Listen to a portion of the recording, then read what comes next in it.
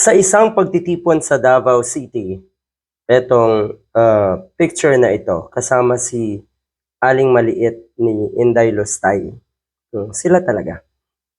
Ang sinasabi nga, pasensya ka na daw Marcobeta kasi mukhang umaasa etong si Marcoleta na siya ang maging running mate ni Sara Duterte, pero mukhang eto daw na si GMA, etong si Aling Maliit, na hindi napapagod kumapit sa kapangyarihan.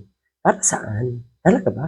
Siguro yung mga tao kasi na wala namang nagawang mabuti, walang positibong ligasiya noong sila ay nasa pwesto, talagang hahangarin at hahangarin pa nila yan na makabalik. So ayan, mukhang gusto makabalik na itong si GMA.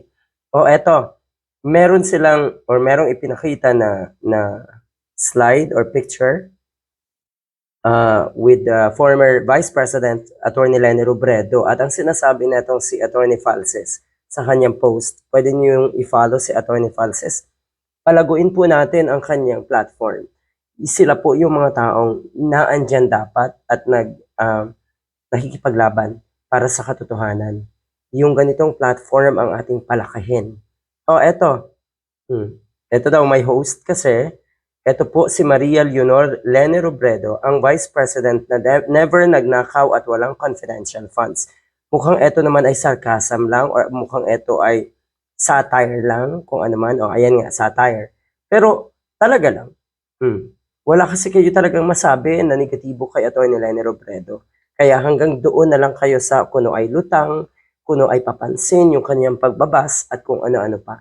Ganyan. Kahit maliit ang budget niya noon, madami po siyang nagagawa dahil madami siyang private partners na tumutulong, hindi po tulad ngayon. Yun yung totoo. Dahil tayo rin po ay naging miyembro ng isang organization na tila ba naging partner ng Office of the Vice President under Attorney Leni Robredo. Hindi din po niya binalak patalsikin ang Pangulo noon. So lahat ng ito ay kasalungat ng ginagawa at kawalang hiyaan ni Sara Duterte. Sinampahan siya ng impeachment ng mga DDS noon pero hindi po nakuha ng kahit isang boto, unlike po sa inyo na more than 200 congressmen ang bumoto to impeach last year Sara Duterte. Many consider her the best vice president in Philippine history. O ayan, so diyan daw nagwala at nagalit si Sara Duterte. Totoong kagalit-galit ang katotohanan, eto may satire lang.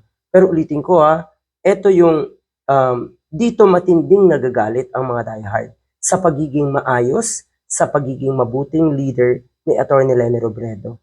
Hindi kasi nila yan makita kay Sara Duterte. Kabaliktaran, baliktad na ang kaisipan ng mga yan. Akala nila ang kahanga-hanga ay yung winawalang hiya sila. Yan ang sistema ng mga diehard. Nakakaawa.